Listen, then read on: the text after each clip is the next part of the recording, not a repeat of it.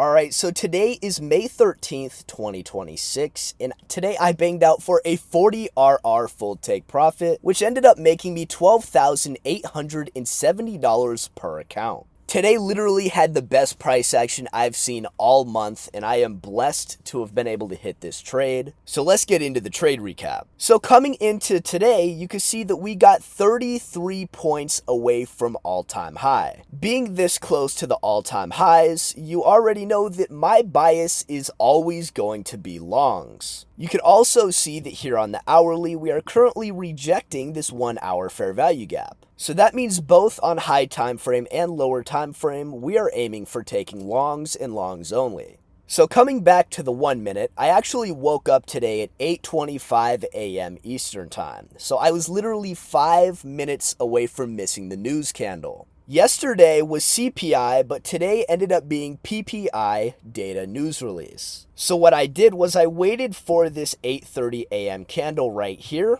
which you can see is extremely bearish. This actually moved more than CPI did, surprisingly. And we're just going to go and draw out the data high and the data low on the 1 minute. So just like yesterday for CPI, what I'm going to do is I'm going to limit data low so I can try to take longs to all-time high. So now I have my limit buy set for data low. Let's see what happens. So we automatically wick up. I'm here with my 10-point stop loss, and as you can see, if I play it forward, I ended up taking a very quick loss. After this loss, I deleted all of my drawings and reevaluated my day. Since we are still close to all-time highs, I'm only going to be looking for longs. So what I'm going to do is I'm going to use this current high time frame leg on the 1 hour. So let's go and draw my fib for OTE levels. I'm then going to go over here on the 5 minute and see if any standard deviation levels align with the higher time frame OTE levels. This right here is our very last manipulation leg of this AMD cycle, so we're going to draw the fib right here. You could already see that we pretty much only have 2 target levels for taking longs.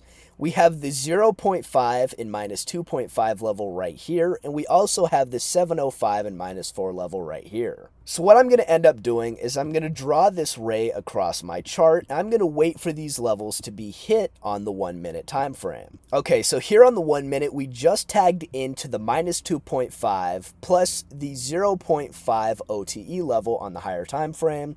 So what we're going to do is we're going to wait for a reaction back up, and then we're going to try to take an OTE long right after. So here we are getting our reaction. We're going to wait until this high is made and we get an opposing candle. We already got that right here, so I'm going to draw my fib. So after drawing my fib, you can see that we have this inverse fair value gap right here next to 705.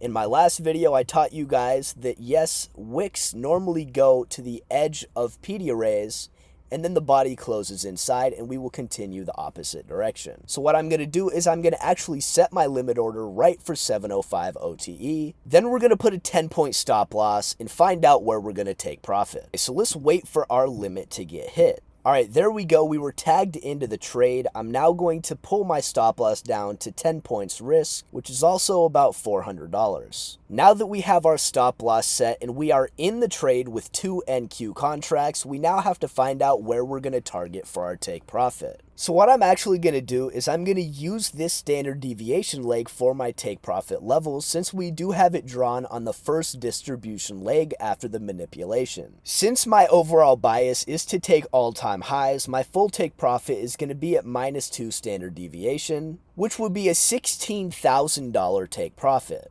But just in case this AMD cycle fails here at minus 1, I am going to set a half position partial right here, which would end up being 1 NQ contract right there, and there we go. Let's let this trade play out and see what happens. So right here, after we take this swing high out on the 1 minute, I am going to drag my stop loss to break even.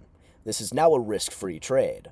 Now we're just going to let the price play through, and you're going to see how I made $12,870 per account. So right there, our partial was hit, and a little bit later in the day, in the PM of New York session, you could see that we hit full take profit here at minus 2. And that was the full trade breakdown of how I made 40 RR after taking just 1 loss. Here on the 15-minute, it gives you pretty much a better visual representation of how I actually took this trade. It was 0.5 OTE of the high time frame range.